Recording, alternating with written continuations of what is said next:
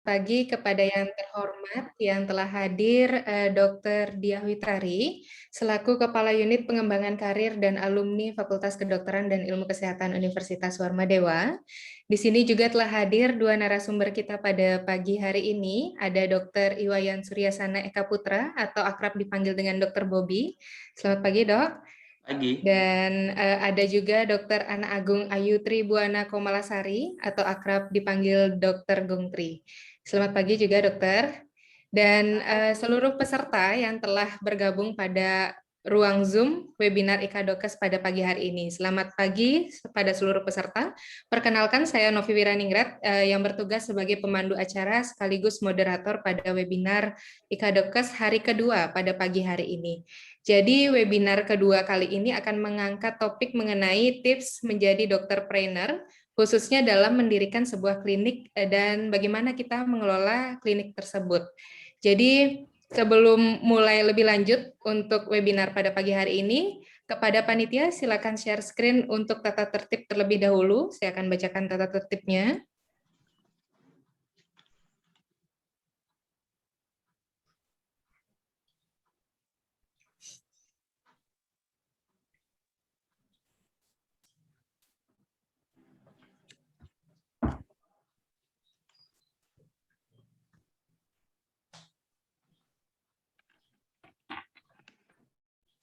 Baik, untuk tata tertibnya, peserta diharapkan menggunakan nama lengkap pada display name Zoom meeting, dan peserta diwajibkan menonaktifkan mikrofon selama webinar berlangsung.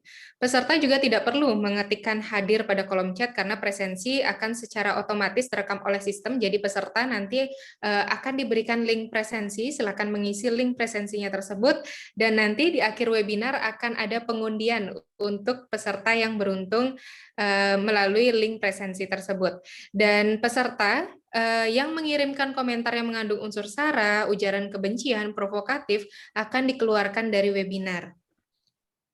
Selanjutnya, webinar pada pagi hari ini akan terdiri dari dua topik dengan durasi 35 menit per topik, dan terdapat sesi diskusi pada akhir pemberian materi, dan diharapkan nanti dapat menuliskan pertanyaannya kepada narasumber melalui kolom chat pada Zoom meeting dengan format narasumber yang dituju _pertanyaan. Dan kita juga akan mengadakan giveaway e-money bagi peserta dengan penanya terbaik. Silakan nanti kepada narasumber memilih masing-masing satu orang peserta penanya terbaik yang akan mendapatkan giveaway e-money. Ya, dan pada sesi diskusi narasumber akan menjawab pertanyaan yang telah dipilih oleh moderator dari kolom chat. Untuk selanjutnya, kami akan sambut kepada Dr. Diah Witari untuk memberikan sepatah dua patah kata sekaligus membuka acara webinar IKADOKES pada pagi hari ini. Silakan, Dr. Diah Witari. Ya, selamat pagi kepada panitia. Terima kasih atas waktunya kepada Dr. Novi dan juga kepada narasumber. Saya ucapkan selamat datang kepada Dr. Bobby dan juga Dr. Gumtri ya, dua orang alumnus kami yang berhasil untuk membuka klinik ya, dan juga kepada seluruh peserta yang sudah berkesempatan hadir pada pagi hari ini. Jadi serangkaian dengan kegiatan webinar yang dilaksanakan IKADOKES bekerja sama dengan Unit Pengembangan Karir dan Alumni. Jadi ini adalah hari kedua dari pelaksanaan webinar kami. Yang kemarin pelaksanaan webinar terkait dengan tips dan triks untuk untuk bisa meraih PPDS khususnya penyakit dalam dan juga anak. Yang sekarang adalah tips and tricks bagaimana cara mengelola menjadi dokter entrepreneur ya. Jadi di sini ada dua orang dokter yang sudah berhasil untuk menjadi dokter entrepreneur. Semoga apa yang diberikan oleh kedua narasumber dapat menggugah hati para pendengar ataupun para peserta yang mengikuti webinar bahwa seorang dokter tidak selalu memegang stetoskopnya di depan pasien, tapi juga dapat juga menjadi seorang entrepreneur yang dapat membuka usaha untuk orang lain. Selamat bergabung dan semoga ilmu yang didapat bisa bermanfaat. Terima kasih. Terima kasih kepada Dr. Diah atas sambutan dan pembukaannya. Jika Dr. Diah sekiranya ada kegiatan yang perlu dihadiri, dipersilakan untuk meninggalkan ruang Zoom meeting. Baik, tidak berlama lagi, kita langsung saja sambut untuk pemateri kita yang pertama, pada Dr. Bobby, silakan. Waktu kita berikan 35 menit ya, Dok ya. Semoga bermanfaat materinya. Silakan, Dokter. Oke.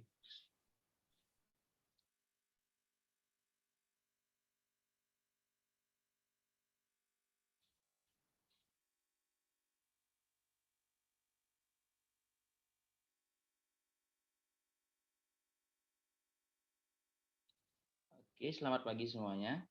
Kenalkan, saya Dr. Bobby, angkatan pertama di Fakultas Kedokteran dan Ilmu Kesehatan Universitas Ramadewa.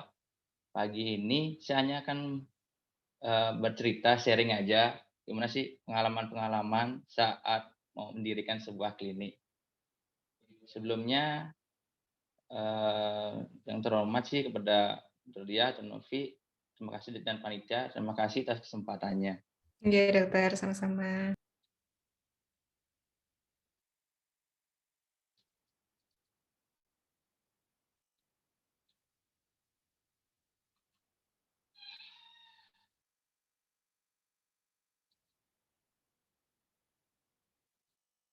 Next-nya ya.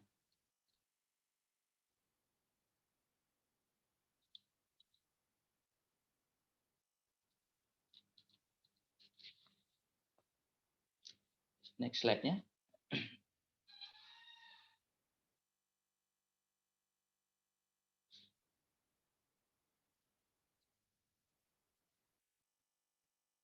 Mohon ditunggu sebentar, Dokter. Sepertinya ini ada kesalahan teknis. Sebentar ya, Dok. Yeah.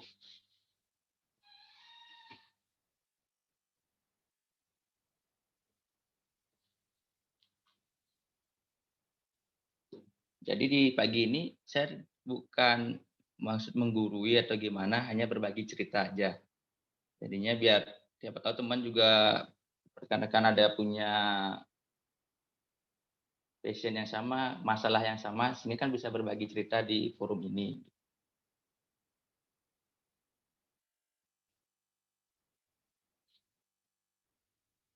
Nah,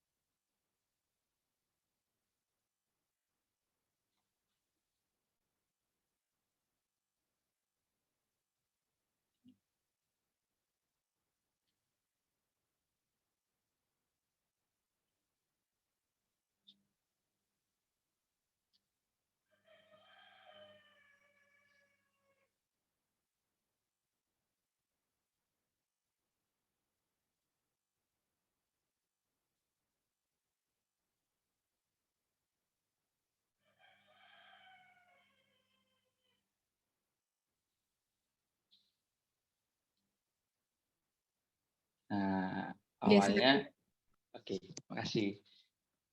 Saya di Warung Dewa sih sebagai angkatan pertama. Jadinya banyak pengalaman yang tak diduga dan menjadi sebuah fondasi yang kuat sih untuk kedepannya gitu. Ini lihat kurikulum vitae-nya, saya senangnya tuh emang bukan orang yang senang di kelas. Orang yang senang di luar kelas, senang berorganisasi, senang dengan orang-orang baru, sehingga senang dengan cerita dan pengalaman orang lain. Karena setiap orang adalah guru menurut saya gitu. Sempat bertugas di Rumah Sakit Bali Med juga sama rekan-rekan saya yang sebelumnya, ada Gardi sama Gangga. Sebagai organisasinya sempat jadi wakil ketua BEM, waktu angkatan kakak LOS, hormat saya sebagai kepada kakak LOS, sempat juga ikut di anggota di SMKI sebagai bidang pengembangan sumber daya manusianya. Nah, itu pengalaman organisasinya, sisanya pengalaman sekolah hampir sama sih sama rekan-rekan yang lain, mungkin rekan-rekan yang lebih hebat jauh dari saya. Nah, awalnya pasti di saat kita selesai internship pasti bingung mau melanjutkan kemana. Ada yang lingkungan yang mengarahkan kita ke spesialis, ada rekan-rekan yang mengarahkan ke bagian akademis. Kebetulan lingkungan saya di rumah kebanyakan orang-orang pedagang, pengusaha. Jadinya terbentuk sendiri dengan lingkungan tersebut, harus punya sebuah usaha tersebut yang bisa setidaknya bermanfaat dan bisa diwariskan. Itu awalnya kenapa ingin mendirikan sebuah usaha di bidang kesehatan. Karena kenapa? Saya lihat hampir semua bidang usaha di bidang kesehatan tidak ada pelakunya dari orang kesehatan itu sendiri. Kebanyakan adalah orang-orang di luar kesehatan, ambil ekonomi atau apalah. Sehingga asas yang diambil kan hanya profit oriented, tidak ada asas kebermanfaatan. Kebanyakan yang saya lihat, sehingga dari itu memutuskan untuk harus ambil langkah membuat usaha di bidang kesehatan. Awalnya banyak sih bikin kayak farmasi atau yang lainnya, tapi kayaknya sih lebih biasanya mendirikan sebuah klinik. Walaupun tantangan kedepannya pasti ada, masalah pasti ada, nggak mungkin enggak dalam mendirikan sebuah usaha. Ya, secara umum sih hampir semua bidang kalau kita tekun, kalau kita senang, saya sih kesuksesan itu pasti ada, nggak ada hasil yang mengkhianati sebuah proses. Saya percaya akan hal itu, didukung oleh lingkungan, teman-teman yang dulu banyak sekali mensupport saya untuk membuat sebuah klinik. Saya sebut ada Wira, Frans, Los, Gangga, dan yang lainnya. Hormat saya kepada mereka semua, karena tanpa mereka sih mungkin klinik ini nggak berdiri.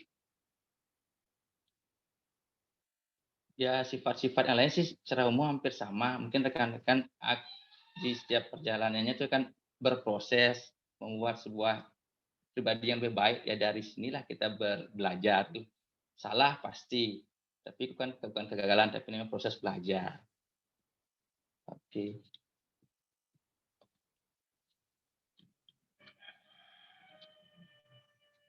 Next ya. Nah, kebetulan di rumah saya di daerah Penatih, saya sharing aja sih di sini. Akses terhadap fasilitas kesehatan sangat sedikit, adanya cuma puskesmas. Ditambah saya lihat di lingkungan Penatih dan Trenggana dan sekitarnya penduduknya lumayan banyak, hampir 3.000 masyarakat, 3.000 kakak lah saya lihat. Dan masalahnya sering saya temui saat diskusi adalah kok susah ya, kok jauh ya, kok ribet ya mencari sebuah fasilitas kesehatan. Maka itu dari sebuah masalah itu pasti ada tantangan dan adanya sebuah peluang. Nah, dari itu kebetulan memang passion saya, minat saya di bidang entrepreneur atau usaha, makanya saya harus buat nih sebuah klinik untuk menyelesaikan masalah di masyarakat. Itu aja awalnya. Setelah itu kedepannya pasti akan masalah, pasti tidak mungkin tidak, setiap hari pasti ada masalah. Di balik sebuah masalah itu pasti ada tantangan dan peluang. Di balik peluang pasti adanya sebuah uang. Gitu. Maka dari itu yang pertama sih mental harus kuat, karena gimana mendirikan sebuah klinik bisa birokrasi dan sebagainya pasti ribet, pasti finansial pasti nggak mungkin enggak, namanya sebuah tempat belajar pasti perlukan biaya, kayak kita sekolah ada SPP. Nah, kalau di dunia usaha ada aja pengeluaran-pengeluaran yang tidak terduga, masalah yang tidak terduga itu pasti tidak mungkin dihindari. Nah, atas background seperti itu, akhirnya dengan dukungan teman-teman angkatan pertama sih kebanyakan mendirikanlah sebuah klinik. Tujuannya biar bermanfaat dululah untuk masyarakat, lingkungan sekitar. Siapa tahu dengan adanya sebuah klinik memecahkan masalah di lingkungan di rumah agar akses pelayanan kesehatan dan sebagainya lebih bisa kita atasi. Kebetulan kan kita memang bergerak di bidang kesehatan. Kenapa enggak ilmu yang kita gunakan diaplikatifkan di masyarakat, itu aja.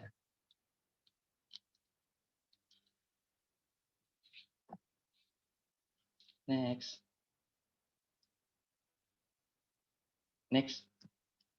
Nah, ini awal-awal berdirinya. Yang saat mulai sebuah klinik, yang saya tekankan dari rekan-rekan, dari orang tua dan kakak-kakak, harus mengikuti aturan yang berlaku. Jangan sekali-sekali melanggar aturan yang ada. Nah, kebetulan saat mengurus izin, saya baru tahu ternyata bukan hanya berurusan dengan dinas kesehatan, tetapi dengan 5 dinas yang ada di Kota Denpasar. Satu dinas pun kita tahu birokrasi nggak yang kalau kasarnya ribet, ruwet gitu satu dinas. Apalagi harus berurusan dengan 5 dinas. Yang pertama yang paling sering kita berurusan, tempat sekolah yang paling sering kita kunjungi adalah dinas perizinan. Sekarang sih dinamakan dinas penanaman modal satu pintu kalau nggak salah. Nah, di sana kita membuat sebuah namanya izin prinsip, YMB, saya buat dari awal semua. Karena lokasi klinik yang saya buat, awalnya dulu adalah toko milik keluarga, toko makanan ternak yang saya rubah jadi sebuah klinik. Jadinya modal awalnya sudah dibekali dari orang tua berupa lahan dan bangunan lama, tapi tanpa izin apapun. Untuk membuat klinik, karena ada aturan seperti itu, ya saya mulai belajar dari mana sih memulainya. Sebenarnya memulai itu dari Dinas Tata Ruang. Dinas Tata Ruang di sini adalah mencari informasi tata ruang. Apakah lahan yang kita gunakan tersebut bisa nggak untuk klinik? Karena kan ada beberapa informasi tata ruang seperti lahan hijau, perdagangan dan jasa, dan permukiman. Kebetulan lahan di rumah adalah lahan permukiman. Jadi tidak bisa sebenarnya pakai klinik.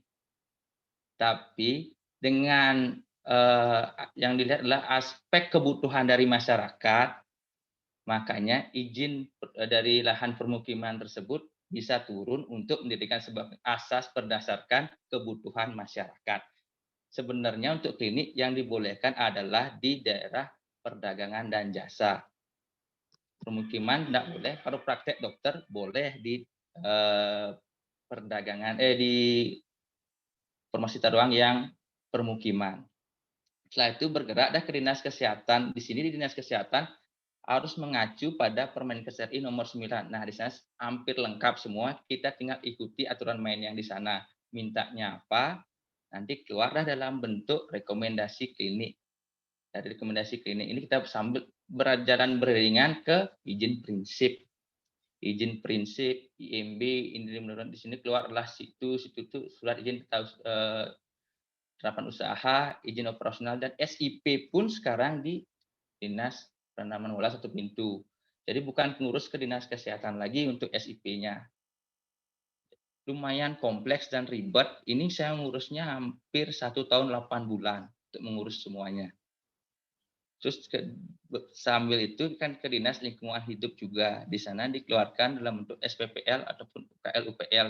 Di sini seperti kasarnya untuk pembuangan limbah medis kita kemana kayak gitu.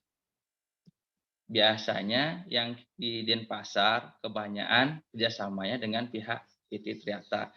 Di sini pun pentingnya Dinas Lingkungan Hidup karena sumber masalah, sumber orang-orang yang pihak-pihak lain mencari kesalahan sebuah klinik adalah di kerjasama limbah medis B3, bahan medis beracun.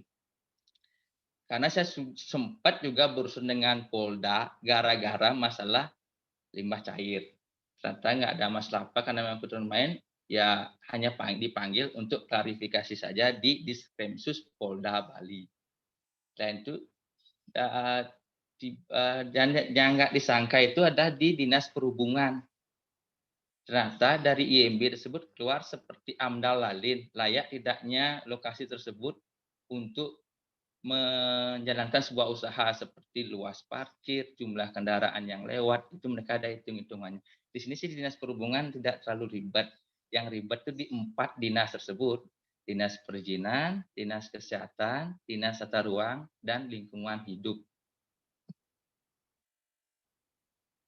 Nanti keluar dalam bentuk semua sertifikat, walaupun sekarang sih sudah lebih gampang karena pakai sistem si cantik di dinas, sehingga apa yang kita punya tinggal upload saja ke sana.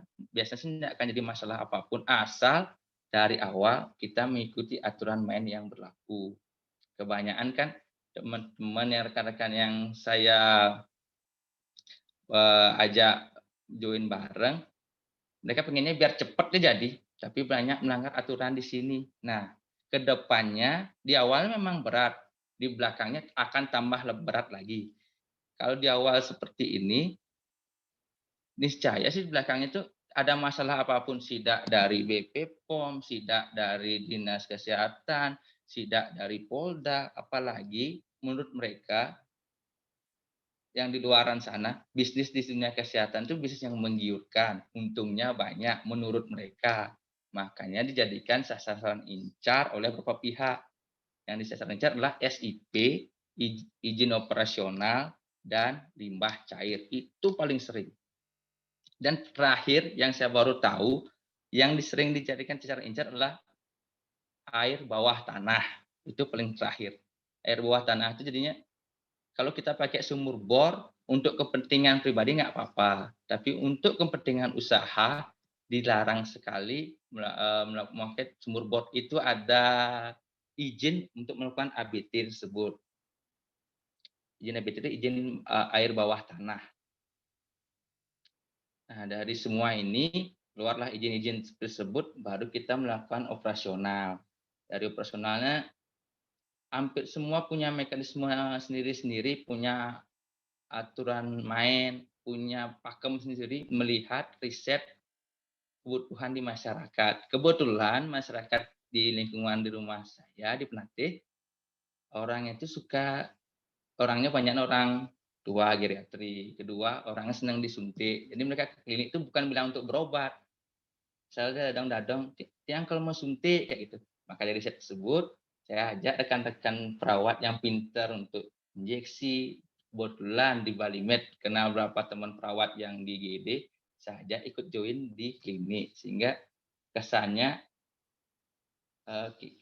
kita menyelesaikan problem di masyarakat, melihat demand masyarakat, oh market kita pengen disuntik, kita cari teman-teman perawat yang senang, yang mahir di bidang tersebut. Kalau aku sih skill dan apa-apa nggak terlalu pintar, cuma berdasarkan asas tersebut bisa mengajak rekan-rekan yang jauh lebih pintar saya untuk join di klinik sini, karena setelah itu mereka rasa memilikinya ada, sehingga pengembangan klinik kedepannya kan akan lebih gampang.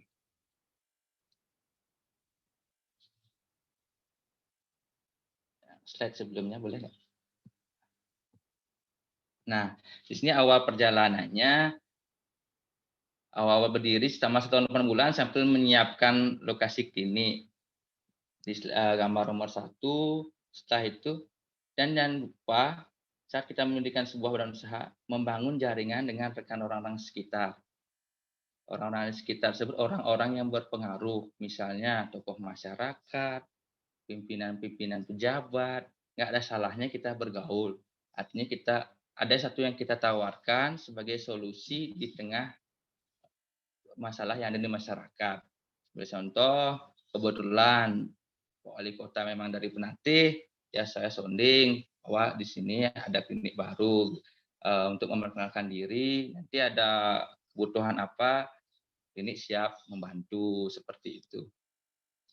Kebetulan juga di klinik ada 2 geria, di geria tersebut sounding juga bahwa mau jadinya kayak ikatan kerjasama dengan ada 2 geria di rumah juga kita kerjasama untuk minimal ide beranda dan karyawan-karyawannya untuk kesehatannya dikerjasamakan dengan klinik. Artinya biar di lingkungan rumah kita bermanfaat dulu, dikenal dulu, baru setidaknya kita berani ambil langkah yang lebih jauh. Kebetulan juga Dirut RSUP Sanglah dari Penatih, sounding juga ke beliau gitu, bahwa ada seperti ini, sehingga karena setidaknya informasi-informasi yang beliau tahu lebih cepat aja kita terima, sehingga nantinya oh arah ke depannya akan seperti ini, arah pergerakan masalahnya akan seperti ini. Jadinya dengan sering melakukan diskusi, manfaat ke depannya ini lebih bermanfaat lah minimal untuk lingkungan sekitar dulu. Kebetulan yang sekarang semenjak masa pandemi ini kan yang laris itu pasien-pasien home care. Karena kesannya kalau ke rumah sakit atau apa katanya ribet dan sebagainya. Jadinya yang akhir-akhir ini banyak ya pasien-pasien di home care, ini pasien minta perawatan di rumah, hanya sekedar pasang infus dan sebagainya. Tapi tetap dengan melaksanakan protokol kesehatan seperti misalnya kita swab dulu pasiennya ada komorbid tambahan enggak. Akhirnya setelah 1 tahun 8 bulan sekarang umur kliniknya udah hampir 2 tahunan. Dari awal lulus izin sekarang sudah berjalan 1 tahun 4 bulan dengan fasilitas yang ada saat ini baru pelayanan terumum, pelayanan farmasi, pelayanan dokter gigi, fisioterapi, ditambah dengan pelayanan on-call dan home service. Yang lumayan meningkat dan kunjungan pasiennya juga adalah di home service. Karena rata-rata orang senangnya kan di rumah, nggak mau ribet. Jadi sekarang bukan zamannya kita didatengin pasien, tapi kita jemput pasien, jemput peluang tersebut ya dengan cara memang agak susah atau agak ribet karena kita kan berkunjung ke rumah pasien, tapi peluangnya memang di sana akhir-akhir ini. Kalau nunggu pasien datang sepertinya agak susah. Bukan enggak seperti dulu yang kesannya dan kesehatan itu didatangi pasien. Sekarang kita yang berkunjung ke rumah pasien seperti itu.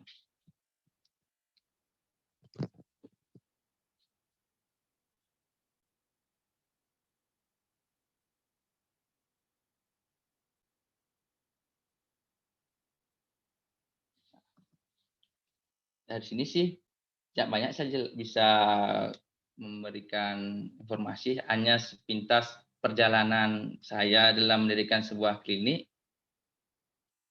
Di sini saya lihat setiap hari itu pasti adalah sebuah tanda tantangan, sebuah ada masalah. Dan tidak dipungkiri dalam setiap menyambut sebuah masalah, ya langkah apa yang kita ambil. Stresnya kan kadang-kadang kok setiap hari ada masalah. Nah, kalau teman-teman berminat di bidang mendirikan sebuah usaha, memang setiap harinya memang akan menemui masalah. Nggak mungkin nggak setiap harinya. Jadi jangan kaget besok bangun pagi, oh ada masalah seperti ini, oh ada masalah seperti ini, oh ini yang kurang. Pasti tidak mungkin enggak. Jadi kalau harap hidup akan tenang, susah. Pasti. Dan memang rekan-rekan yang menjalani spesialis pun hidupnya pun setiap hari pun penuh tantangan. Gitu. Kalau dari awal komitmen kita mau ambil langkah ini, ya diterapkan saja, dijalani saja, dinikmati saja. Sehingga nantinya mengeluh nggak akan menghasilkan sebuah solusi gitu. Mengeluh juga tidak menghasilkan apa-apa yang jadinya cuma bikin kita tambah stres, tidak menemui solusi. Kalau pengen ambil jalan yang kiri, komitmen selesaikanlah di jalan kiri tersebut sampai tuntas. Walaupun ada kerikil, ada rintangan, pasti namanya sebuah hidup kan. Hidup memang membawa sebuah masalah. Dan penyelesaian masalahnya itu seperti apa. Nah, di sana kita belajar, kita banyak sharing, kita banyak bertanya, banyak belajar. Dalam pendidikan klinik awal-awalnya selain rekan-rekan angkatan pertama saya banyak membantu, saya juga belajar ke rekan-rekan klinik yang lainnya. Di kesempatan ini saya terima kasih juga kepada Gus Awi dari Bros, dari klinik MMC banyak membantu di awal. Ada Dani dari Remedium Klinik juga banyak sekali membantu. Dan saya ada Okta dari angkatan kedua atau ketiga yang punya klinik Perdana Medika juga banyak membantu saya, banyak belajar dari sana. Ya, era sekarang kan era kolaborasi.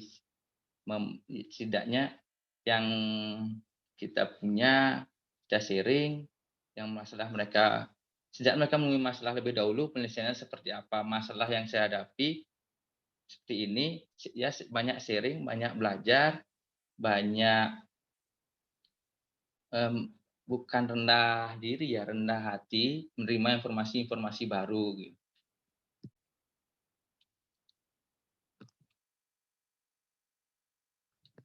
Nah, sampai ini sih hanya itu yang bisa saya sampaikan. Karena tidak terlalu banyak hal sebetulnya, lebih banyak ke aplikatifnya di lapangan. Kalau ingin sebuah klinik, intinya sih niat dulu. Passion-nya memang membuat klinik, siapapun, apapun bidangnya. Kalau memang passion, niat, ya kita kerjakan. Masalah pasti ada, di setiap masalah ada tantangan. Tantangan itu adalah sebuah peluang, di balik peluang ada sebuah uang. Di sanalah hasil manfaat kita. Hanya mungkin itu yang bisa saya sampaikan, nanti mungkin bisa diskusinya lebih banyak. Terima kasih Dr. Bobby. Wah, mantap sekali ya Dok ya. Jadi tadi sudah dibahas mengenai aturan-aturan, lalu bagaimana ribetnya pengurusan izin, tapi nggak apa-apa ribet dulu di awal, yang penting nanti belakangnya lebih aman gitu ya Dok ya. Lebih aman. Lalu tadi sudah dibahas juga bagaimana kita strategi relasi, lalu strategi dalam mengelola, dan juga pentingnya niat dan komitmen dalam menjalankan usaha tersebut. Terima kasih Dr. Bobby. Bagi peserta yang akan atau ingin bertanya, silakan menuliskan pertanyaannya terlebih dahulu di kolom chat. Nanti akan kita lanjutkan pada sesi diskusi. Untuk selanjutnya kita sambut dulu Dr. Gung Tri untuk memaparkan materi kita yang kedua. Silakan Dr. Gung Tri, waktu 35 menit nih Dok.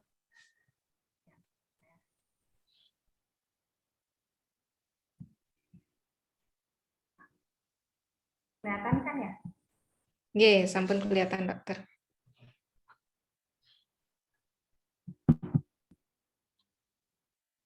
Oke, terima kasih dulu sebelumnya untuk Kak Adi, Dokter Dia, sama Dokter Novi untuk waktunya, sama teman-teman dokter atau adik mahasiswa.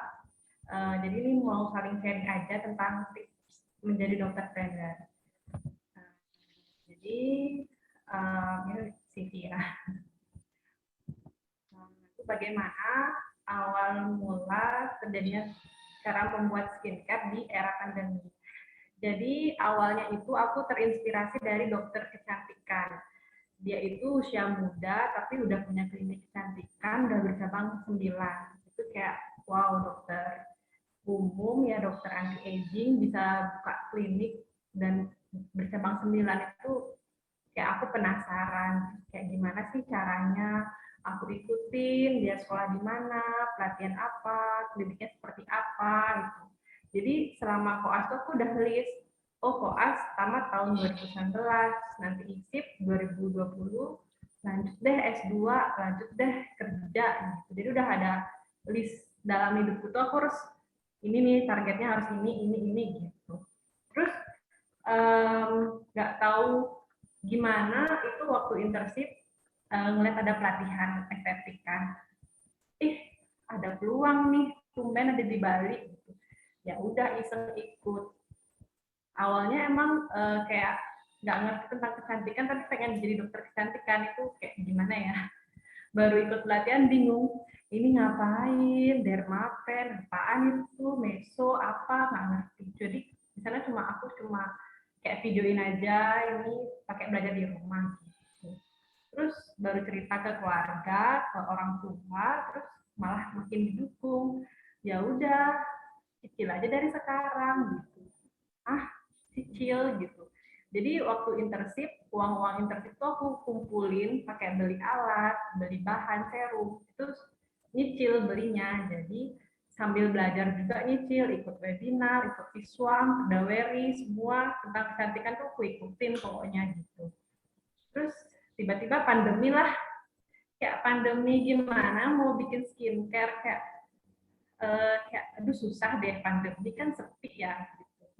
Terus malah orang tua makin semangatin lagi, lama justru pandemi kan pelan-pelan dulu, nanti selesai pandemi siapa tahu nanti makin terkenal udah banyak ada pasien gitu.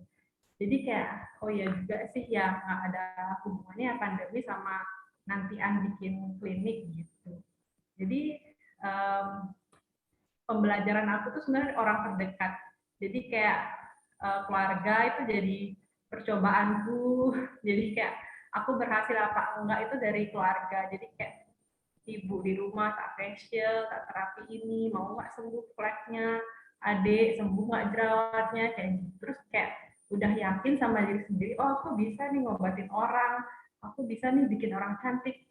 Barulah bikin bener-bener mau bikin skincare gitu. Lalu bikin skincare juga pertama kan harus dari Instagram ya, karena sekarang trennya emang sosial media kan. Kalau cuma gedung doang kan nggak ada iklan, nggak ada promosi kan susah ya sekarang. Terus kayak bikin nama susah, mikir lagi nama harus menarik kan biar orang-orang tuh datang ke kita. Terus selesai internship beneran nih jadi itu klinik, dibantu sih sama orang tua untuk bed, untuk renovasi kayak gitu tuh dibantu orang tua, cuma untuk serum, alat-alat semua uang dari internship, dari intensif COVID itu semua. Jadi kalau teman-teman bilang, ih enak ya udah punya klinik, ih enak ya kamu orang tuanya bisa bantuin kamu kayak gitu, kayak enggak, kita sama kok uangnya kan, uang internship sama kan, kayak modal tuh sama, yang penting niat aja gitu, kayak ya udah jalanin aja apa yang kamu pengenin itu, wujudin aja sebisamu aja, nggak perlu modal banyak juga ya, pelan-pelan gitu. Jadi terbentuklah skincare-nya aku Goldis gitu, dari berbagai macam konsultasi lah sama teman-teman yang udah berpengalaman juga sama orang tua. Jadi prinsipku bikin skincare ini karena aku tuh dokter tapi nggak suka kerja ribet. Jadi aku tuh pengen jadi dokter yang duduk-duduk cantik tapi biar uangnya banyak. Itu gimana caranya? Jadi karena emang pertama juga karena aku udah nikah, udah punya anak, jadi kayak koas sama internship udah tinggal jauh tuh anak, kayak susah ngurus anak, kurang quality time-nya. Internship soalnya di negara kan jadi agak jauh ya, jadi kayak gimana caranya biar kerja di rumah aja, kayak fleksibel lah waktunya biar nggak terikat sama orang gitu. Jadi karena emang aku belum pengen terikat sama orang, jadi bikin usaha sendiri, sama emang nggak mau kerja ribet, ya udah jalani dulu gitu. Terus kesulitannya dilalui, perasaan takut gagal itu pasti, semua orang pasti berpikir perasaan takut gagal, tapi sebisa mungkin kita nggak boleh berpikir aduh nanti gagal, aduh nggak bisa, aduh mager, itu tuh harus dihindari banget, karena emang apa yang kita pikirkan itu yang kita wujudkan. Kalau kita takut gagal ya beneran bakal gagal, banyak halangan yang akan kita lalui gitu. Jadi kayak udah yakin aja, jalan aja gitu. Emosional itu dari kayak perasaan kita nggak enak, mood-moodan, kayak aduh nggak mood nih nanganin pasien, kayak gitu. Aduh nggak mood nih promosi, aduh malu promosi ke teman-teman gitu. Ya kita harus tebal mental juga ya. Jadi kayak harus, kayak misalnya ada pasien kita harus ceria, harus ramah, walaupun kita misalnya ada masalah di rumah, ada pasien nih kita harus kayak happy biar pasien kita ikut happy. Jadi kan aura pasien tuh kebawa sama kita juga kan, kalau kita happy orang happy juga gitu. Terus tidak memiliki modal yang cukup, ya namanya juga modal kan emang banyak ya, jadi kalau sebisa kita manajemen, kalau misalnya nggak punya kan bisa pinjam sama orang tua atau orang di sekitar, kan masih banyak ada dana-dana. Terus bisa dicicil, kayak aku emang nyicil, jadi nggak berani yang segambreng langsung ratusan juta tuh nggak berani, jadi mah pelan-pelan. Terus kondisi lingkungan yang tidak mendukung, banyak banget pasti yang mencibirin kan, kayak kamu dokter masih muda, baru tamat udah sok-sokan bikin skincare, kayak emang kamu bisa apa, kayak gitu. Dokter, kamu dokter tapi kamu jerawatan tuh gimana, kayak aku juga manusia gitu, dokter juga manusia kan, bisa jerawat, bisa komedo, bisa. Terus kayak yakin kamu bisa, jadi kayak orang-orang tuh merendahin kita gitu, tapi kita harus kayak percaya diri gitu, kita harus kuat, iman kita harus kuat, kita harus teguh dengan pendirian kita. Aku bisa, yang kamu lihat itu enggak kayak gitu. Jadi kita harus percaya diri. Kalau kita percaya diri, pasien kita percaya sama kita. Jadi kalau saya nggak percaya diri, kayak dok ini bisa nggak ya kira-kira kita hilang fleknya atau jerawatnya, kalau kita kayak gimana ya bu, ya susah deh kayak gitu. Kalau kayak gitu pasien kabur. Jadi kayak kita tuh harus yakin bisa bu, tapi harus treatment gitu, kayak harus berjenjang, harus rutin, harus ngikutin apa yang saya bilang gitu, kalau misalnya dia bandel ya bakal kumat lagi gitu. Terus untuk saingan yang ketat, banyak banget kan klinik-klinik kecantikan, skincare di sini banyak banget. Emang persaingan udah punya nama banyak, tapi kalau kita punya brand sendiri, bisa bangun personal branding sendiri, yakin kalau kita bisa, kayaknya yang klinik-klinik lain tuh kayak nggak ada apanya gitu loh. Walaupun emang klinik besar, tapi kadang pasien tuh datang kayak dari jauh, dari Kelungkung, dari Beleng, jauh-jauh sampai kaget kok ke sini gitu. Iya, lihat di Instagram, iya pengen aja, iya dokternya soalnya masih muda kayak gitu, kayak alasan pasien-pasien tuh aneh-aneh. Jadi kayak, oh walaupun udah ada klinik besar di kotanya dia, tetap dia ke sini gitu. Kayak dari Instagram itu kita bisa bangun personal branding untuk pasien tuh percaya ke kita gitu. Padahal nggak ada promosi apa loh, cuma Instagram aja, jadi kayak orang-orang tuh ngelihat, oh menarik ya kliniknya, oh menarik ya dokternya, oh gini testimoninya gitu, kayak orangnya percaya sendiri. Jadi kayak kita nggak usah capek-capek promosi ini itu, enggak, jadi kayak mereka aja yang pengen ke kita gitu. Tips and trik membuka usaha, ya yang pertama hirup inspirasi. Jadi banyak banget inspirasi yang emang aku cari, kayak dokter estetik, dokter kecantikan, dokter anti aging, itu banyak banget inspirasi. Aku kayak ngefans, kayak lihat Instagramnya, aduh pengen deh kayak dokter ini, aduh pengen kayak gini. Jadi kayak udah di otakku tuh aku pengen kayak gini, kayak misalnya MS Glow itu kan Kak Maharani, aduh pengen kayak Kak Maharani. Ya udah, pikirin aja itu terus, nanti lama-lama jadi kenyataan lah gitu. Jangan ragu melangkah. Kalau kita ragu kayak emang bakal banyak banget batu-batu yang ada di depan kita. Kita nggak ragu aja udah banyak cobaan kan. Apalagi ragu bakal nggak jadi itu klinik gitu. Kayak cuma angan-angan doang gitu. Harus terus belajar karena emang kalau kita belajarnya kurang, kita nggak yakin. Ke pasien aja nggak yakin, diri sendiri nggak yakin. Jadi kayak emang haus akan belajar. Udah belajar ini, ih pengen deh tahu triknya ini gimana, ih pengen nanti botox, pengen nanti filler, udah pernah botox filler tetap pengen lagi, kayak jadi kayak nggak selesai belajar emang. Terus kreatif dan inovatif itu kayak dalam mengelola sosial media sih, kayak aku kombinasi pakai TikTok, pakai Reels ya, yang lagi ngetren sekarang lah ya. Jadi kayak orang tuh tertarik ngeliat Instagram, apa Facebook, pokoknya karena dari sosial media lah mereka tahu kalau klinik itu ada gitu. Terus disiplin dan tidak cepat menyerah, karena kalau kita cepat menyerah kliniknya juga diam aja. Jadi kayak sosial media itu juga diam aja. Jadi harus kita yang gerakin sih, harus rutin upload, bikin testimoni. Itu suatu usaha kok, walaupun kita diam aja di HP, tapi orang-orang melihat gitu.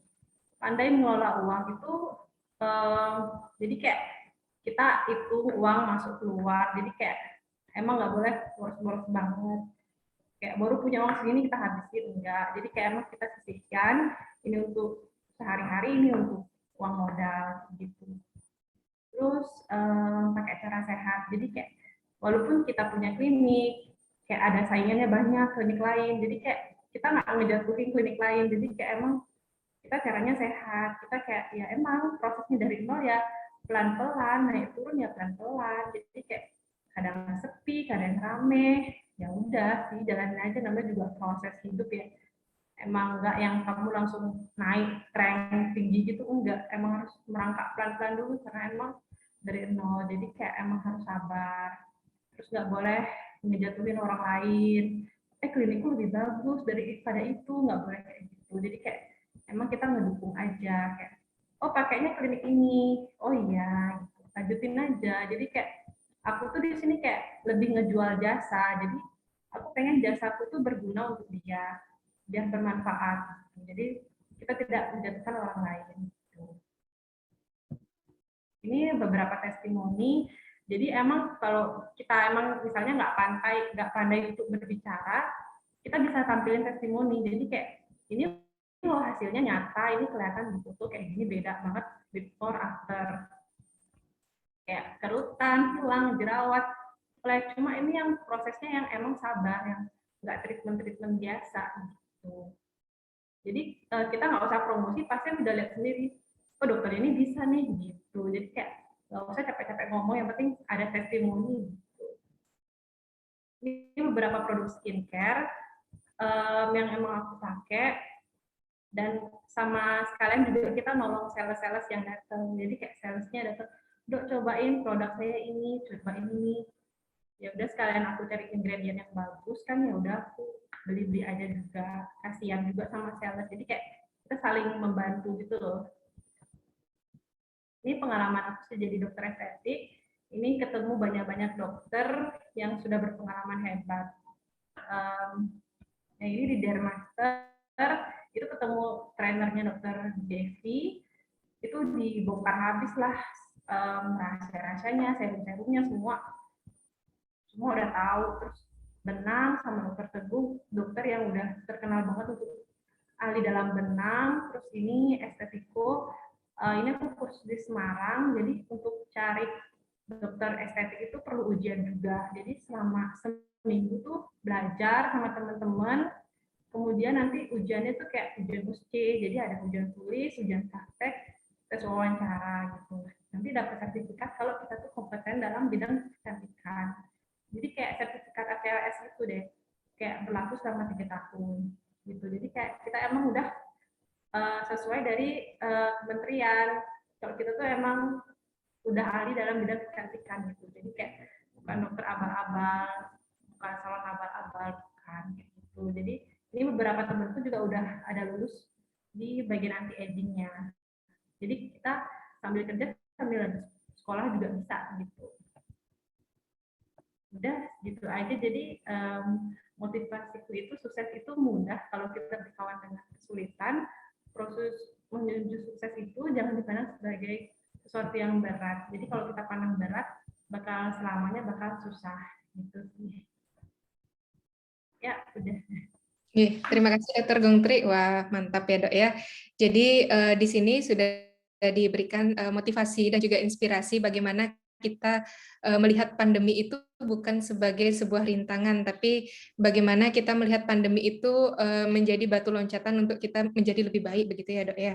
Tadi juga dipaparkan bagaimana dukungan orang-orang sekitar itu sangat penting sekali untuk support kita, karena kita mungkin sebagai makhluk sosial kita emang susah sekali untuk hidup sendiri begitu ya. Dan tadi juga sudah dipaparkan bagaimana kesulitan-kesulitannya dan bagaimana kita bertahan di antara kesulitan-kesulitan itu.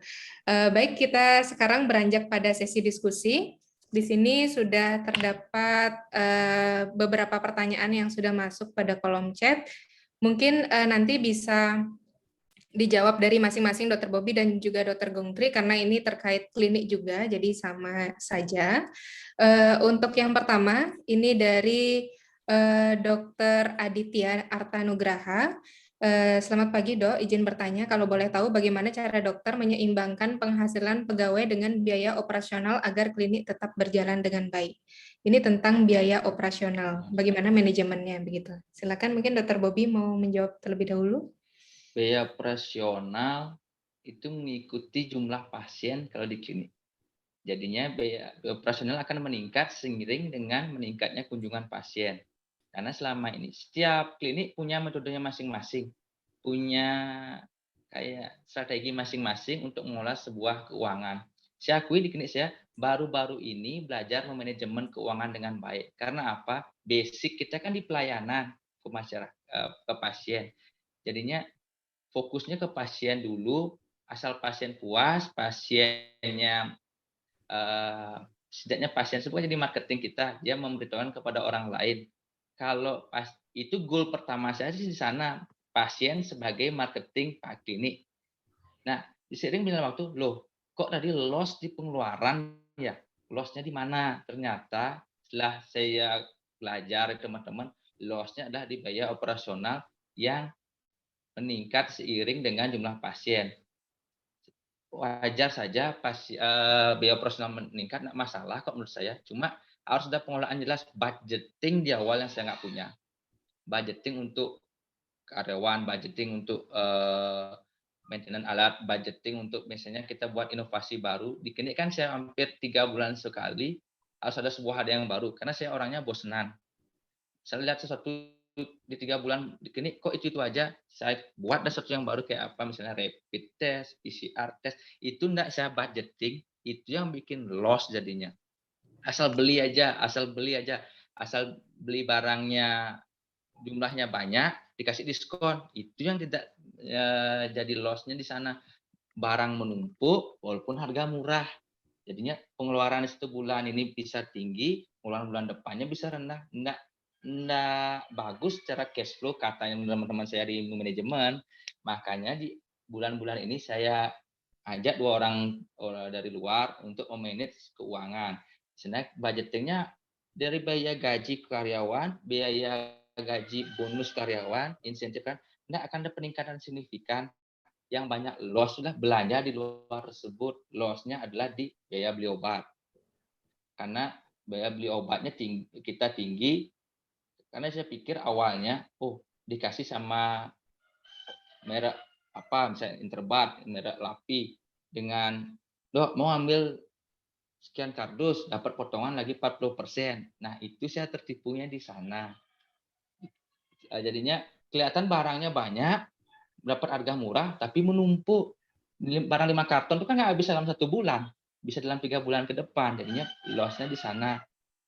Bukan tertipu sih, tergiur dengan diskon yang begitu tinggi di awal. Anggap obat batuk yang keren bermerek di luar harganya sekian. Loh, suka beli dengan harga hampir setengah lebih bisa murah.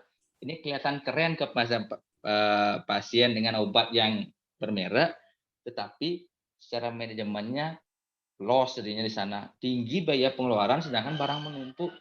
Menurut rekan-rekan saya di manajemen itu salah total. Jadinya nafsunya tinggi tapi nggak ada rem gitu. Asal gas aja. Ya untung selama ini di awal-awal ya di hampir 2 tahun ini baru ketahuan, karena banyak klinik jadi gagal gara-gara hal tersebut. Nafsu pemiliknya tinggi, tidak diimbangi dengan manajemen yang baik. Akhirnya setelah 1 bulan ini saya rapikan semua riset total semua manajemennya, tapi tanpa mengurangi insentif gaji sebagai dari karyawan. Tidak ada. Setiap perawat melakukan tindakan ada tulis, tidak ada sumber sama sekali. Hanya pembelanjaan budgetingnya yang saya post untuk misalnya beli alat rapid. Dulu bisa beli alat rapid 5, dikasih harga sekian. Beli cash lebih murah, beli 10 lebih murah lagi. Loh, lebih murah aja lagi gitu.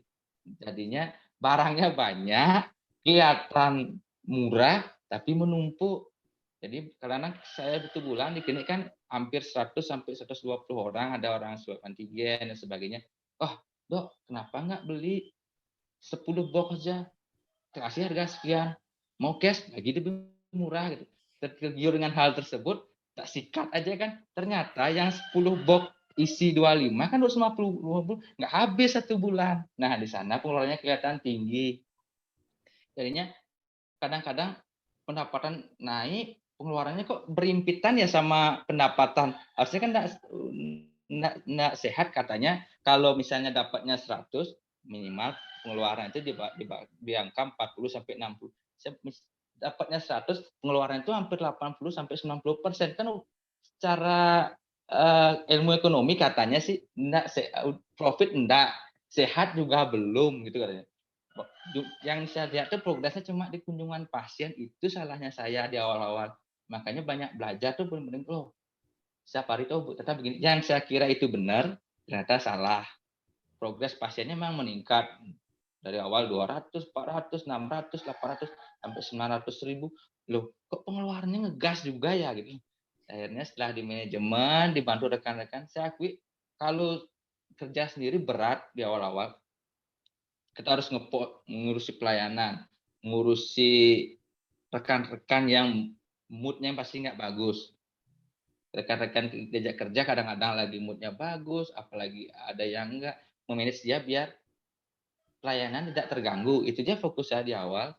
Ternyata di balik itu nilai pelayanannya 9, nilai manajemennya 4. Jadi pasien puas, tapi keuangan kliniknya jebol gitu. Di awal-awal dulu selain karena yang penting punya dulu klinik lah biar jalan gitu ya konsepnya. Nggak memperhitungkan apa-apa, yang penting jalan dulu biar punya, nanti belajar sambil jalan.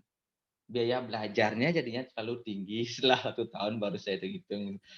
Nah, idealnya sih harusnya dikalkulasi omset kita berapa, BHP keluar per bulan itu 40-60% maksimal katanya.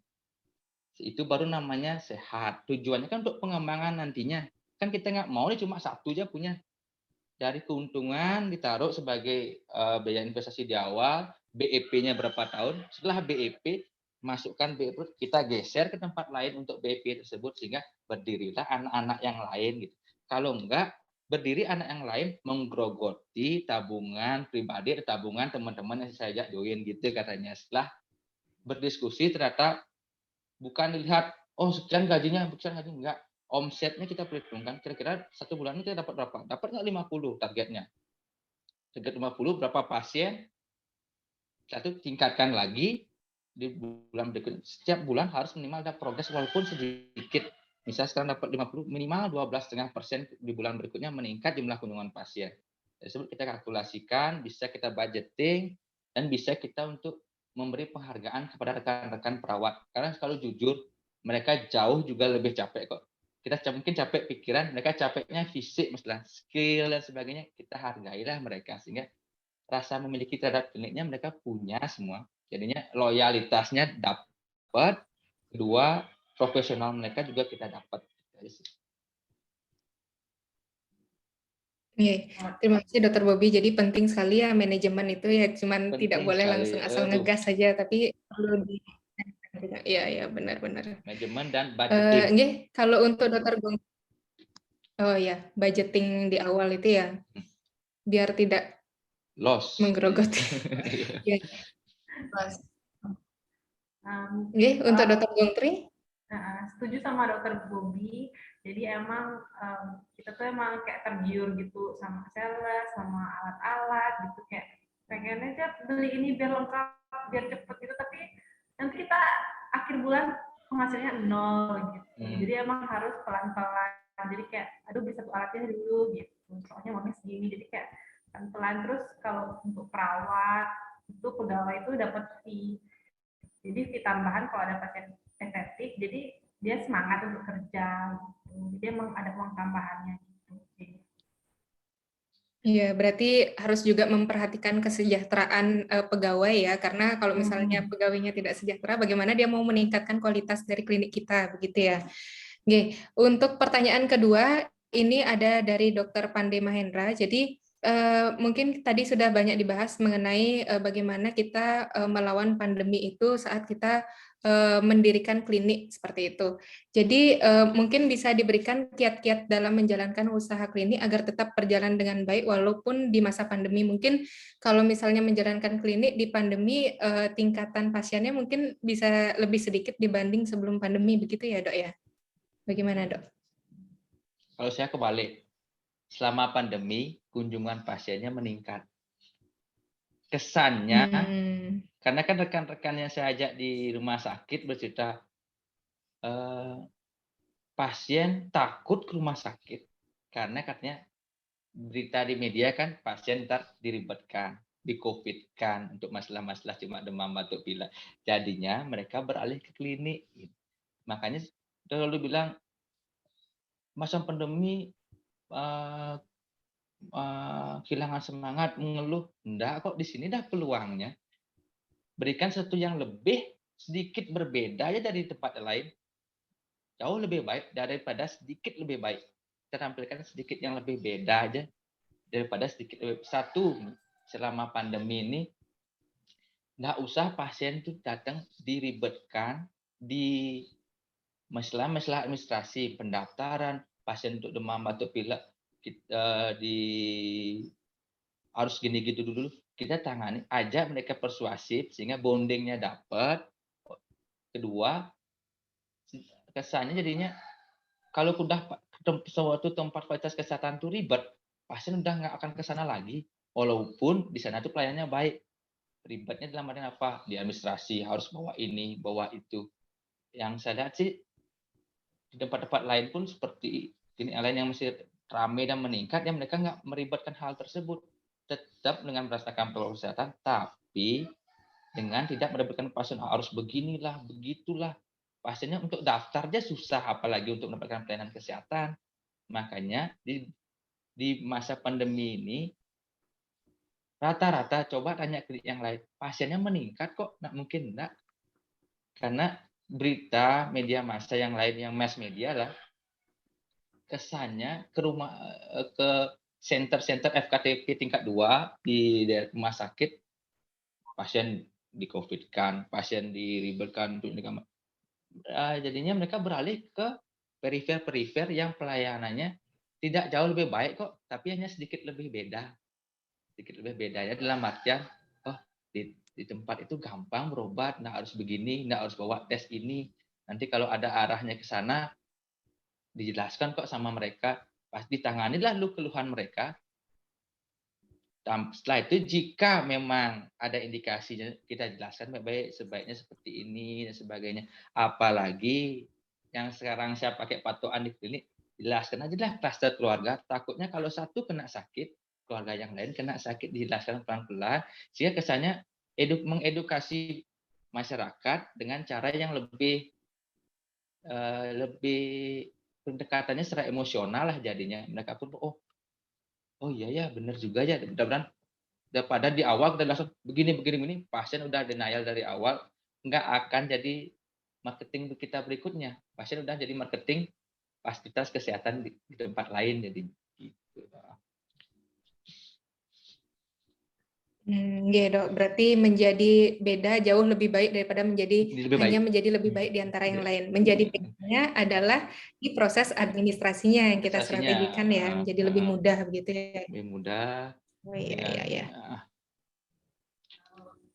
Kalau dari aku untuk meningkatkan omset di pandemi itu ngikutin tren yang ada di sosial media aja sih, kayak promo PKM kayak gitu, kayak jadi kayak pasien itu tetap tertarik ke kita, dan pasien yang tentu kan pasien yang sehat, jadi kita lebih merasa aman sih. Kalau misalnya dia sakit kan nggak mungkin ke perawatan ya gitu, jadi lebih kayak ke digital marketingnya sih, kayak ada promo ini jadinya beli satu dapat gratis satu kayak gitu, jadi kan orang tetap tergiur ya walaupun pandemi. Apalagi kasus-kasus kayak orang yang emang keluhannya parah kayak misalnya flek atau acne, itu kayak emang dia pasti butuh banget kita gitu. Jadi pasti datang juga sih ke klinik. Jadi kayak dibilang pandemi sepi nggak juga sih gitu. Jadi tergantung dari cara kita ngebawain ke pasiennya, kita kayak pasiennya, jadi kayak dia percaya sama kita.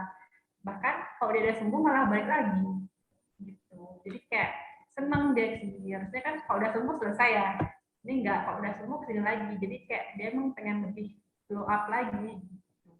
Karena dari caranya kita komunikasi juga bagus gitu. Jadi dia percaya sama kita gitu. Padahal ada klinik-klinik lain yang lebih murah kayak gitu, lebih dekat sama dia, enggak, malah ke saya gitu. Kayak ya emang sih dari komunikasi sama kepercayaan dia berarti ya gitu. Jadi kayak lebih kayak ngebangun komunikasi yang baik aja sih. Oke, berarti tadi strateginya ada mengadakan promo dan juga membangun relasi begitu ya dok ya. Untuk pertanyaan selanjutnya ini dari Dokter Eri. Selamat pagi dokter, izin bertanya, bisa untuk modal membuat klinik itu sebaiknya apakah modal sendiri atau pinjaman bank begitu? Dan boleh mungkin disampaikan supaya kita bisa prepare berapa modal awal dalam mendirikan sebuah klinik seperti itu. Ya, silakan dokter. Modal awalnya sih yakin dulu. Setelah yakin, bergerak ke yang lain. Kalau di awal udah nggak yakin, modal-modal yang lain itu akan jadi lebih berat. Modal di awal yakin, kayak mutu Warma Dewa kan yakin pasti sukses. Kalau udah yakin, pasti jadi sukses. Gitu. Kalau udah di awal nggak yakin, ya udahlah jangan melangkah, mundur aja. Kalau ragu-ragu mundur. Di awal harus yakin dulu. Bakalan berat ya pasti. Nah, Istilah modal awal kan udah yakin, modal kedua dengkul kita kan lebih dari 1 miliar dah nih. Udah itu otak udah 2 miliar, udah modal udah gede banget dah untuk mendirikan sebuah klinik. Modal yakin udah nggak ada harganya. Modal kedua dengkul, udah dengkul berapa kalau ganti lutut ratusan, anggaplah 500 juta udah beres. Modal otak udah nggak ada harganya lagi. Udah banyak sekali modal kita. Satu, jangan takut melangkah karena masalah uang biasanya orang takut melangkah. Nanti dulu berapa ya? Hitung-hitungan boleh, tapi jangan terlalu berhitung gitu. Kalau sekian, belum melangkah udah hitung-hitungan, ntar nggak rugi ya belum melangkah. Jadinya udah kalau saya sih prinsipnya maju dulu walaupun tanpa modal di awal. Saya banyak berutang kepada teman-teman saya angkatan pertama. Bisa tanya ke Wira, Frans, Gangga, Bram yang sering saya pinjami uang untuk mengurus izin. Karena saya nggak tahu bakalan seperti itu. Yang akui banyak berutang oleh teman-teman saya dulu. Dan juga di rumah juga disupport oleh keluarga. Tapi kan kalau kita minta uang untuk ngurus izin ini, tapi dalam artian ngurus izin kan memang haji nol katanya. Nol. Tapi kan selama prosesnya itu ada aja biaya-biaya tambahan, biaya nggak ada makan siang yang gratis, satu udah pasti. Kedua, biaya yang tak terduga banyak hal dan itu nggak ada harganya. Di atas kertas memang nol, pasti di atas kertas nol. Tapi selama proses mengeluarkan izin kan perlu biaya juga. Ya kita anggap biaya makan siang tadi dengan asumsi tersebut di rumah udah dimodalin lahan. Satu lahan paling penting karena lahan kan kenapa klinik-klinik yang lain BEP-nya bisa jadi lama karena ya lahan nyewa. Kalau saya untungnya masih dianugerahi lahan pemberian orang tua. Kedua, yang saya isi di awal cuma interior, terus juga pendukung perangkat yang lain seperti alat kesehatan dan izinnya itu nggak ada harganya dah kalau dibilang. Berapa saya bilang harganya tergantung tiap kabupaten. Karena saya tanya teman kabupaten lain sekian. Ada yang bilang 30 sampai 50, ada yang cuma 15, ada yang cuma mengeluarkan 25, tergantung izin apa yang kita cari. Banyak tempat dia nyari izin praktek dokter, tapi di plangnya dibuat klinik, itu yang salah menurut saya. Karena misalnya izin praktek dokter tapi dibuat nama klinik ini atau ini gitu. Padahal di sana praktek dokter izinnya. Sedangkan izin klinik di Denpasar, izin klinik ya klinik. Mau itu klinik rawat inap, mau klinik pertama rawat jalan, izinnya satu doang, klinik. Cuma saat operasional yang berbeda. Jadinya kalau masalah izin, ya di rentang 30 sampai 50 habis pasti. Kedua, biaya tempat dan sebagainya. Kita anggap itu nyewa, kita anggap misi, di angka 100 sampai 150 habis kok pasti. Tapi kan selama itu kita masih sambil kerja, sambil kita memberi kepercayaan kepada orang tua satu. Setelah sambil jalan, dia udah ngurus, minta bekal lagi, dan saya juga sehingga biaya tersebut kita masukkan di biaya investasi awal.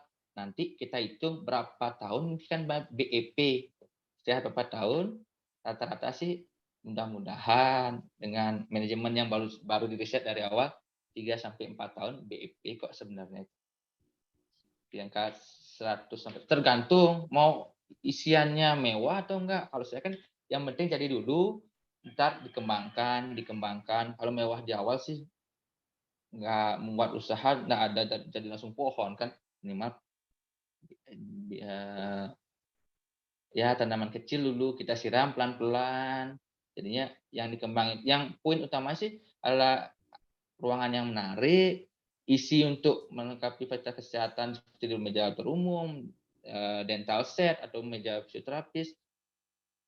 Sisanya yang biar jalan dulu lah. Ntar pengembangan kan bisa melihat omset yang ada, kekuatan budgeting kita. Itu pun saya baru belajar akhir hari ini. Di awal-awal asal beli aja gitu. Di angka 100 sampai 150 lah. Iya, itu sudah dipaparkan tadi ya, modal awalnya haruslah niat, nanti setelah niat pasti ada 1000 jalan menuju Roma, begitu ya. Dok ya, bagaimana dari Dr. Gongtri? Ya sama sih ya dari niat ya. Pertama aku emang juga udah ada klinik kan. Emang pertama klinik di Medika itu klinik pertama. Jadi kayak ada ruangan kosong ya aku isi untuk kecantikannya. Tapi kayak kecantikan modal awalnya itu ya dari berani dulu karena nanganin pasien tuh yang lebih pintar daripada kita.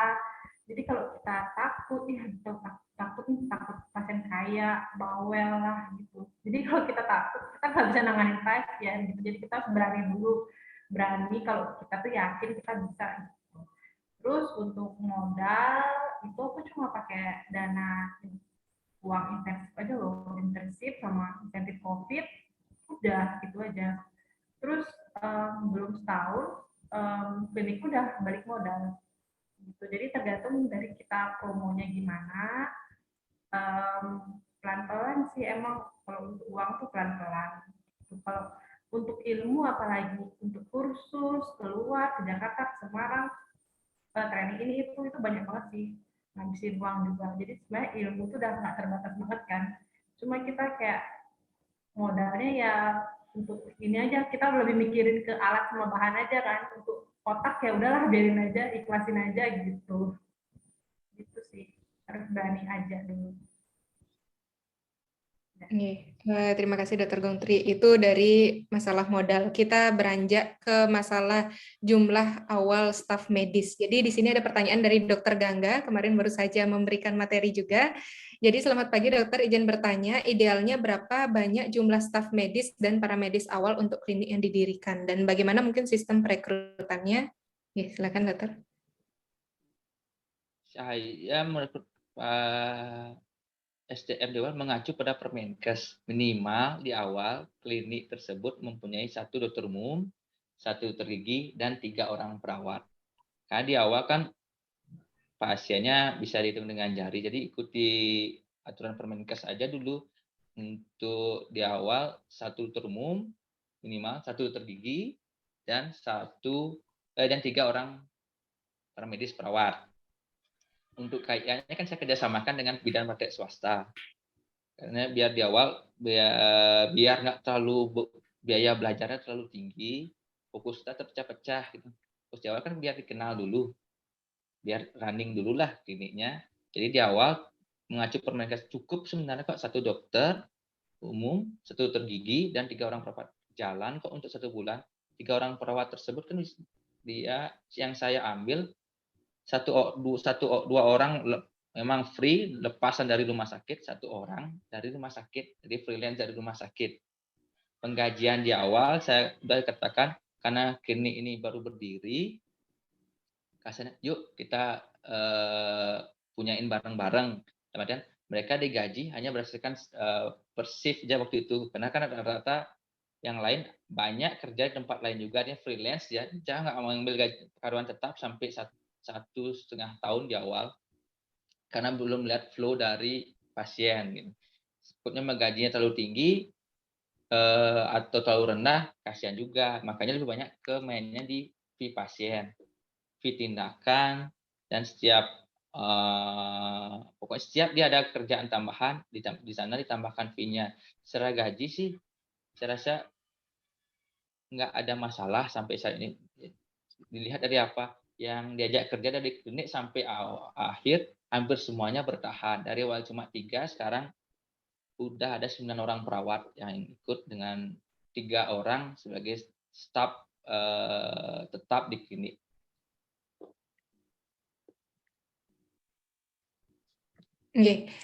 Nika dari klinik umum ya dok ya. Jadi kalau dari klinik kecantikan bagaimana dokter Gongtri? Bagaimana sistem untuk jadi sebenarnya klinik itu kan klinik pertama ya, klinik pertama yang emang ada ruangan kosong aku masukin kecantikan. Jadi aku masih minjem perawat di bawah untuk dilatih, aku yang latih sendiri cara dia facial gimana nanti. Ya itu karena aku masih pandemi, masih baru banget, jadi aku masih pakai 1 perawat, 1 atau 2 perawat. Gitu. Terus kalau misalnya emang kan ada pro cowok kan, pro cowok nggak mungkin nge-facialin orang kan, jadi kayak dia lebih ke infus gitu. Jadi kalau ada pro cowok terus nggak ada pro cewek, udah aku yang turun tangan gitu. Jadi kayak aku ikut aja jadi beautician gitu, biar jalan aja klinikku dulu gitu. Soalnya aku belum bisa juga gaji perawat yang banyak. Gitu. Itu sih, jadi kayak pakai perawat yang satu aja sih, karena bed ketiga. Tapi nanti kalau udah nambah lagi. Gitu sih. Terima kasih Dr. Gongtri. Ini ada pertanyaan juga dari Mariam Karinah Rabani. Jika mendirikan klinik yang isi farmasinya itu, apakah harus merekrut juga yang ahli di bidang farmasinya? Bagaimana, Dok? Kalau klinik ada dua pilihan, mendirikan instalasi farmasi sendiri, kedua atau bekerjasamakan dengan apotek terdekat. Di awal saya kerjasama dengan apotek terdekat, jadinya semua isian barang dari klinik ditaruh, kita beli dari apotek tersebut dengan harga yang jauh lebih murah, dianggap untuk support dewa. Kebetulan yang buat apotek juga sama nasibnya, baru sama-sama merintis, jadinya yuk bareng-bareng gitu. Setelah berjalan 1 tahun, saya ubah menjadi instalasi farmasi. Jadinya apotekernya nggak standby di sana, paling sebulan sekali atau sebulan 3 kali dia datang. Karena apa? Karena dia apoteker, dia punya aturan main sendiri, minimal salary mereka ada di kolegium mereka. Saya siasati dengan cara tidak harus standby di klinik, cukup 1-4 kali datangnya per bulan, cuma dengan gajinya sekian, gitu. Kalau ngikutin mainnya mereka kan berat juga, klinik rumah sakit pun kelabaan kan untuk penggajian itu. Saya rasa di rumah sakit besar pun pasti akan menutupi hal tersebut dengan cara bermain mereka masing-masing untuk masalah di kefarmasian. Karena apa? Ya masalah di farmasi kan ribet dan sebagainya. Dua, dengan beban seperti itu tidak akan yang kuat untuk menjalankan usaha dengan sistem yang kaku seperti itu. Makanya saya buat sistem begini, apotekernya dapatnya sekian, tapi kehadirannya tidak standby 1 bulan, minimal 1 minggu sekali, sehingga cost-nya berkurang tanpa mengurangi pelayanan di klinik.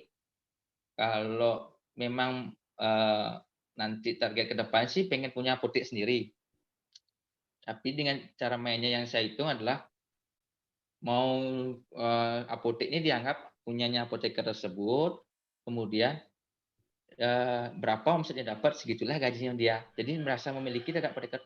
Jadi tidak kita gaji, nggak ada ikatan dengan klinik jadinya. Oh, juga udah dapat gaji, saya kerja sekian, nggak ada ikatan dengan klinik, makanya saya anggap, nih kamu tak kasih ruang di sini, diriin apotek, anggap punya kamu, nanti untuk penggajian tergantung, kita hitung-hitungan berapa omsetnya kamu dapat, sekian untuk klinik, sekiannya kamu udah anggap kamu yang punya klinik gitu.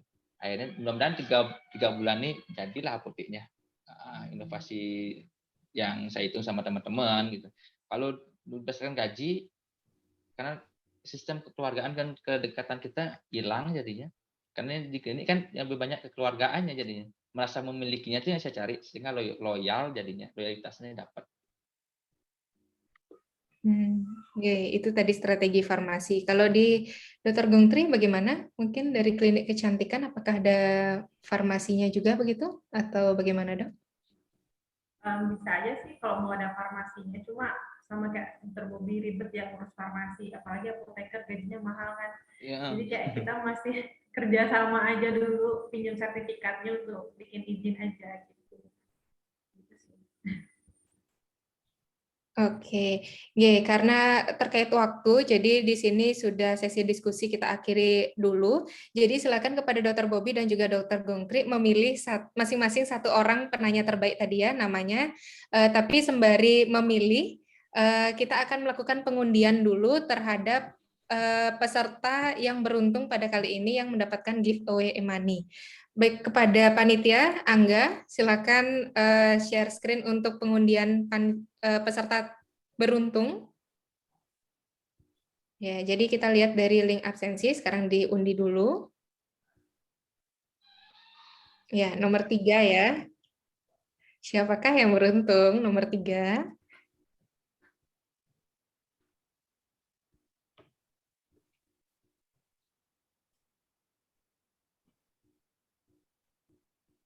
Nomor 3, Niketut Witri Nur Cahyani dari Universitas Warmadewa. Boleh open mic dulu? Apakah masih ada di sini? Boleh konfirmasi kehadiran? Jika dipanggil 3 kali tidak ada, berarti kita ulang pengundian. Atas nama Niketut Witri Nur Cahyani, berarti belum ada. Kita undi ulang lagi. Oke, silakan Dr. Angga.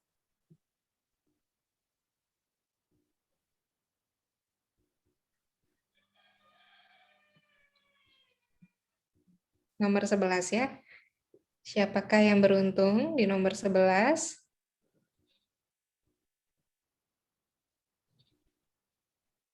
I Gusti Ngurah Bayu Paramarta dari Fakultas Kedokteran Unwar. Ada? Nggih, ada dokter. Wah, selamat ya I Gusti Ngurah Bayu Paramarta. Angkatan berapa nggih? Angkatan 2018 dokter. Oh, angkatan 2018. Berarti masih preklinik ya. Wah, mantap, mantap. Kongres nanti silakan hubungi panitia Angga untuk konfirmasi giveaway-nya. Baik, kepada Dr. Bobby dan Dr. Gungtri, sudah ada nama-namanya dari penanya terbaik?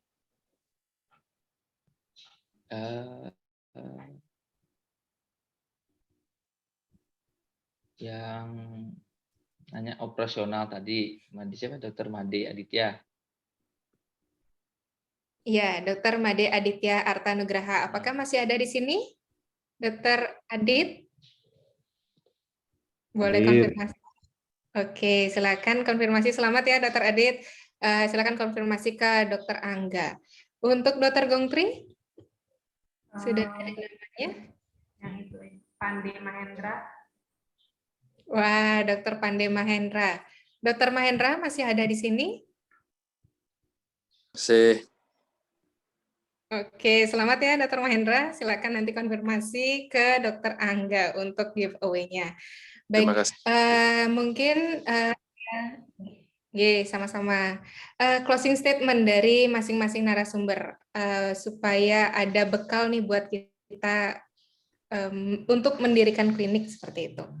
Baik, Dr. Bobby, mungkin bisa disampaikan closing statement-nya, Dok?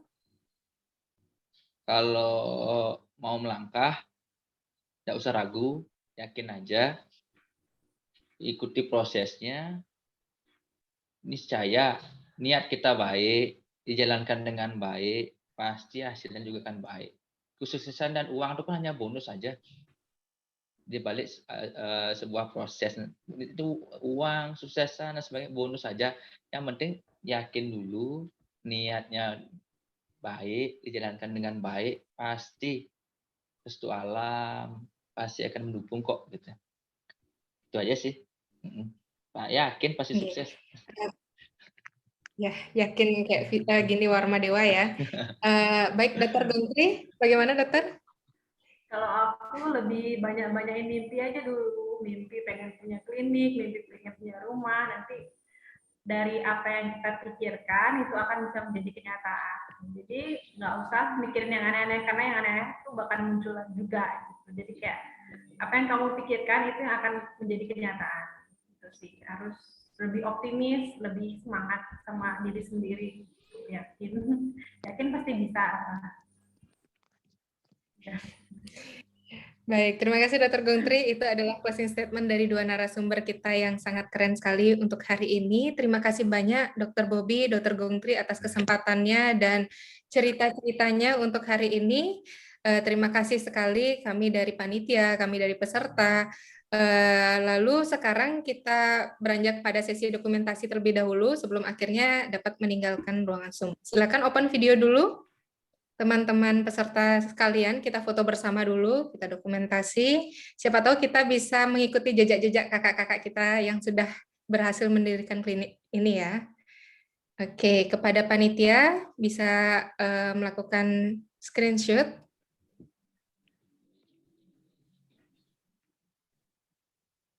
Oke. Baik, sepertinya sudah selesai di screenshot. Baik, terima kasih kepada Dokter Bobby dan juga Dokter Gongtri. Semoga kita dapat mengikuti jejak dokter-dokter ini dan semoga bisa bertemu lagi di lain waktu, ya Dok. Nih, kalau ada kesempatan lain yang perlu dihadiri, boleh meninggalkan ruangan semua. Terima kasih, Dokter. Terima kasih juga untuk peserta yang telah hadir di webinar kali ini. Untuk selanjutnya mungkin ada webinar-webinar berikutnya bisa diupdate terus di FKIK Unwar atau di Instagram IKA Dokes. Terima kasih. Dokter Dia, terima kasih dokter. Dokter Adi, terima kasih pada panitia seluruh dan pesertanya. Terima kasih narasumber, Dr. Bobby dan Dr. Gongtri, serta Novia sebagai moderator. Terima kasih semuanya. Terima kasih kepada panitia dan kepada seluruh narasumber dan peserta. Nggih, dokter.